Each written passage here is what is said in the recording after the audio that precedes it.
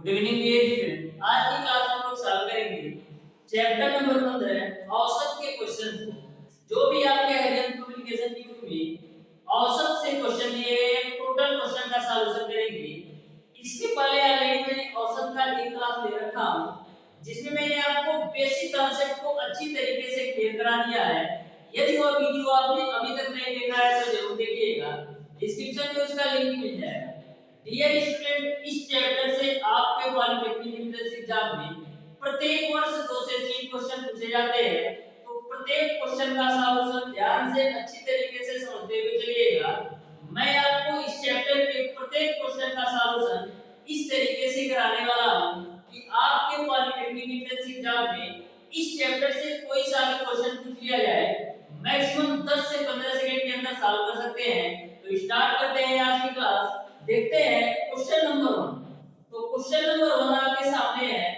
Question number 1 आपको इस प्रकार से दे रखा है, 1 का स्क्वायर, 3 का स्क्वायर, 5 का स्क्वायर, 7 का स्क्वायर, 9 का स्क्वायर, 11 का स्क्वायर, अर्थात 11 तक की विषम संख्याओं के वर्गों का औसत क्या होगा। तो मैंने आपको बताया था कि प्रथम से लगातार n तक की विषम संख्याओं के वर्गों के औसत का जो आपका फार्मूला होता है वो आपका होता है n धन 2 डिवाइडेड बाय 3 के रूप में। प्रथम से लगातार n तक की विषम संख्याओं के वर्गों का औसत का फार्मूला होता है n धन 2 डिवाइडेड बाय 3। आपके क्वेश्चन नंबर 1 में 11 तक के लिए पूछा गया है, यानी n की वैल्यू 11 रख दो तो 11 प्लस का 11 प्लस 2 डिवाइडेड बाय 3। तो यहां से आपका हो जाएगा 11 गुणे का 13 डिवाइडेड बाय 3। 11 का 13 में गुणा करा तो 13 एकम 13 और 13 एक 14, एकम 13 और एक 14 डिवाइडेड बाय 3 कर दो तो हो जाएगा आपका 3 चौक 12, बचेगा 2 3, 3 सते 21, बचेगा 2 0, 3 छक 18 और 3 छक 18, यानी कि 47.66, या इसको आप लिख सकते हैं 47.67। इस तरीके से क्वेश्चन नंबर 1 का जो आंसर होगा वो आपका ऑप्शन नंबर बी सही हो जाएगा। अब देखते हैं डियर स्टूडेंट क्वेश्चन नंबर 2। तो क्वेश्चन नंबर 2 को ध्यान से समझिएगा। लगातार 15 तक की प्राकृतिक संख्याओं के घनों का औसत क्या है। तो लगातार 15 तक की प्राकृतिक संख्याओं के घनों का औसत बताना है। आपको मैंने बताया था प्रथम से लगातार n तक की प्राकृतिक संख्याओं के घनों का औसत का जो फार्मूला होता है वो आपका होता है n धन 1 का होल स्क्वायर, n धन 1 का होल स्क्वायर डिवाइडेड बाय आपको 4 होता है। आपको 15 तक की प्राकृतिक संख्याओं के घनों का औसत बताना है, यानी n की वैल्यू आपको 15 लेना है। तो 15, अब 15 प्लस 1 का होल स्क्वायर और डिवाइडेड बाय आपका हो जाएगा 4। तो यहां से आपका 15 गुणे 15 और 1 16 होता है, 16 का स्क्वायर यानी लिख सकते हैं 16 गुणे 16 के रूप में, बटेगा आपका हो जाएगा 4, 4 से काट दो तो 4 चौक 16, तो मिलेगा आपको 15 गुणे 16 का गुणा 4 में कराओगे तो 64 मिलेगा। अब 15 गुणे 64 क्या होगा, 15 चौक 60 को 0, अब 15 छक्का 90 और 6 96, यानी कि 960 आपको मिल जाएगा। इस तरीके से क्वेश्चन नंबर 2 का ऑप्शन नंबर ए सही हो जाएगा। अब देखते हैं डियर स्टूडेंट क्वेश्चन नंबर 3। इस चैप्टर का प्रत्येक क्वेश्चन आपसे बिल्कुल सिंपल पूछा जाता है, बस आपको बेसिक फार्मूला अच्छी तरीके से पता होना चाहिए। तो देखिएगा क्वेश्चन नंबर 3 आपका इस प्रकार से है, 2 से 20 तक की सम संख्याओं का औसत क्या होगा। तो मैंने आपको बताया था प्रथम से लगातार n तक की सम संख्याओं के औसत का जो फार्मूला होता है वो आपका होता है n धन 2 डिवाइडेड बाय 2 के रूप में। तो डियर स्टूडेंट आपको 2 से 20 तक की सम संख्याओं के औसत का मान बताना है, या n की वैल्यू 20 लेना है। तो 20 प्लस का 2 डिवाइडेड बाय 2, तो 20 तो बाय डिवाइडेड बाय 2 यानी कि 11 आपका हो जाएगा। इस तरीके से 2 से 20 तक की सम संख्याओं का औसत 11 होगा, यानी कि क्वेश्चन नंबर 3 का ऑप्शन नंबर ए सही हो जाएगा। अब देखते हैं डियर स्टूडेंट क्वेश्चन नंबर 4। तो क्वेश्चन नंबर 4 को भी आप ध्यान से समझिएगा। बोला है 1 से 15 तक की विषम संख्याओं का औसत क्या होगा। तो मैंने आपको बताया था प्रथम से लगातार n तक की विषम संख्याओं का औसत का फार्मूला n धन 1 डिवाइडेड बाय 2 होता है। आपको 1 से 15 तक की बताना है तो एक प्रथम से लगातार n तक की विषम संख्याओं का औसत n धन 1 डिवाइडेड बाय 2 होता है।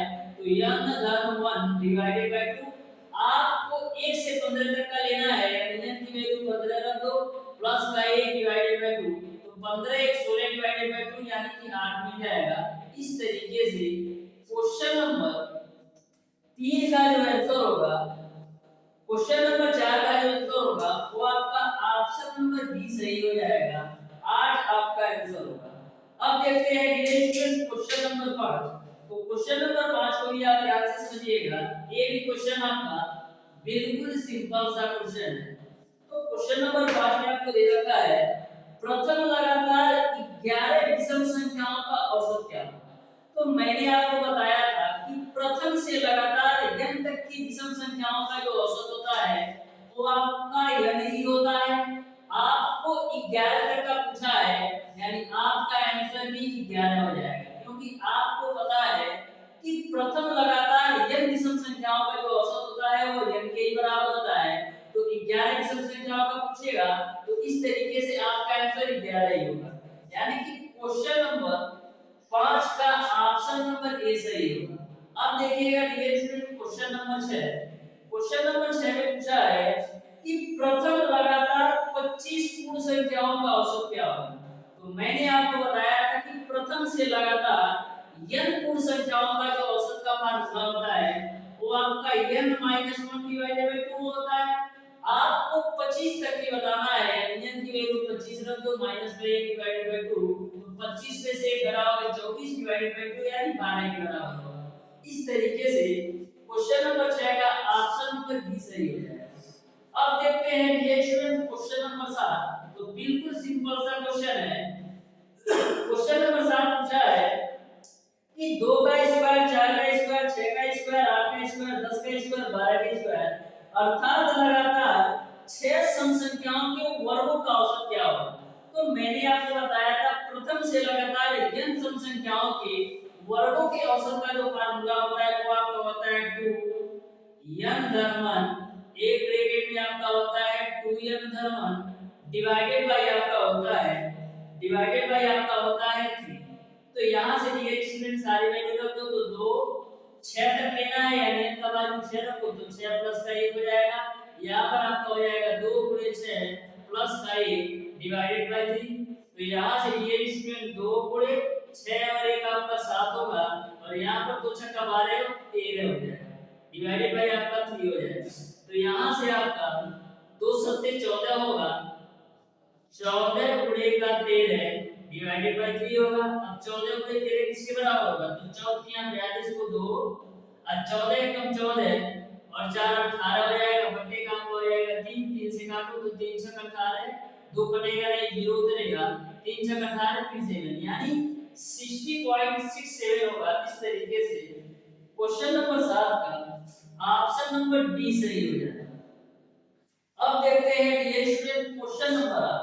तो क्वेश्चन नंबर 8 को आप ध्यान से समझिएगा, ये भी क्वेश्चन आपका बिल्कुल सिंपल सा क्वेश्चन है। तो क्वेश्चन नंबर 8 आपका इस प्रकार से है, तीन संख्याओं में से दूसरी संख्या पहली की दोगुनी है तथा तीसरी संख्या तिगुनी है।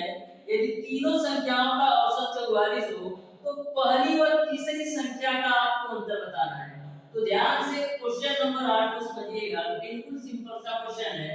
बोला है तीन संख्याएं हैं, तो मैंने तीन संख्या ले लिया, ये पहली हो गई, ये दूसरी हो गई और ये तीसरी हो गई। क्वेश्चन में बोल रखा है कि जो आपकी दूसरी संख्या है वो पहले की दोगुनी है, तो मैं मान लेता हूं कि दूसरी संख्या आपका 6x है और पहली संख्या आपका 3x है।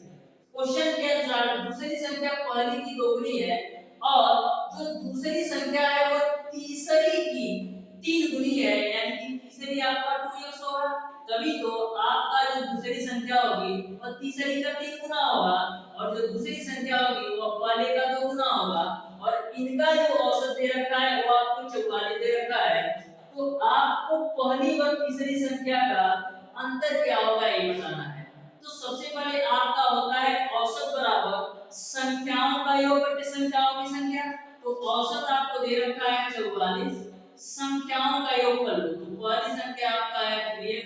दूसरी संख्या आपका 6x, तीसरी संख्या आपका 2x। कितनी संख्याएं हैं? 1 2 3 संख्याएं, तो नीचे कर दो 3, तो यहां से आपका हो जाएगा 44 बराबर 6 3 9 2 11 x बटे का 3। 11 से काटो तो 4 नाम में कटेगा, यानी x की वैल्यू आपने निकाल लिया 12। तो x का मान आप 12 रख दो, तो x का मान 12 रखोगे तो पहली संख्या कितना आएगा? पहली संख्या आपका आएगा 36, दूसरी संख्या कितना आएगा? दूसरी संख्या आपका आएगा 72, और तीसरी संख्या x का मान 12 रखोगे तो 24 आएगा। आपको बताना है कि पहली और तीसरी संख्या का अंतर क्या होगा। तो पहली संख्या 36 है और तीसरी संख्या 24 है। 36 और 24 का अंतर किसका होगा? 12 के बराबर होगा। इस तरीके से क्वेश्चन नंबर 8 का ऑप्शन नंबर सी सही हो जाएगा। अब देखते हैं डियर स्टूडेंट क्वेश्चन नंबर 9।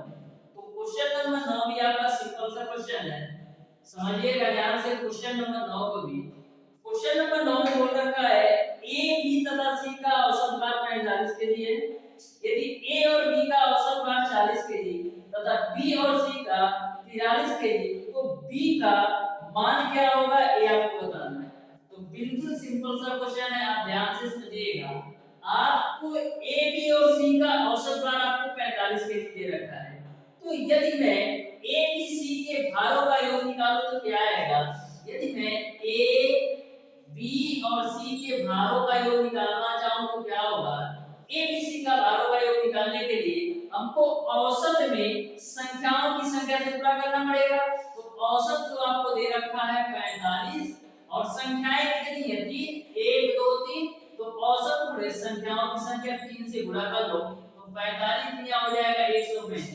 यानी कि ए बी और सी के जो भारों का योग है वो आपका 135 केजी है। इसको आप मान लो समीकरण नंबर 1।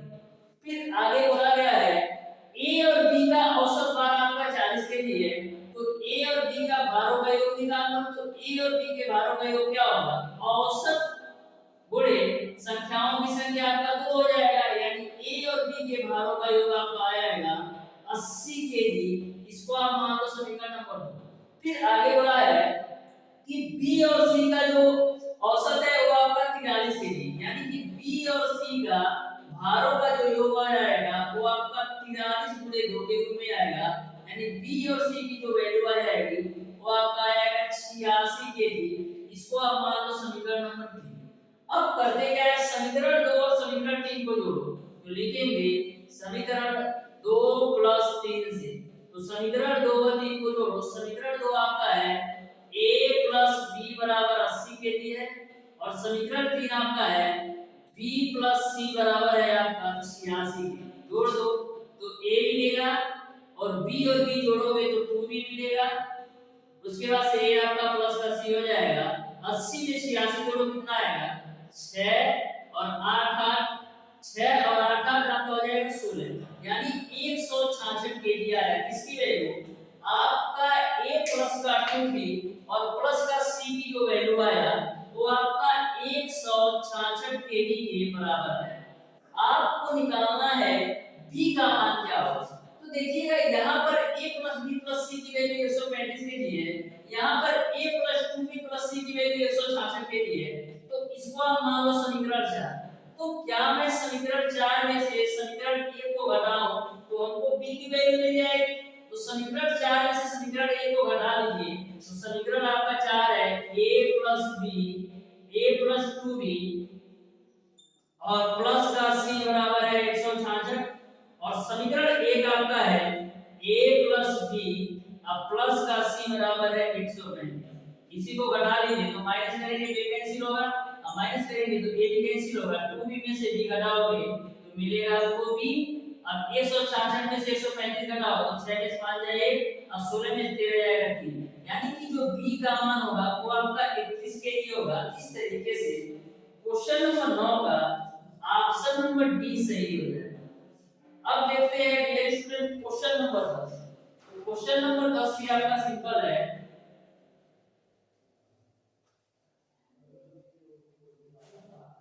तो क्वेश्चन नंबर 10 आपको दे रखा है प्रथम लगातार 10 सम संख्याओं का औसत क्या होगा। तो मैंने आपको बताया था कि प्रथम से लगातार n सम संख्याओं का जो औसत होता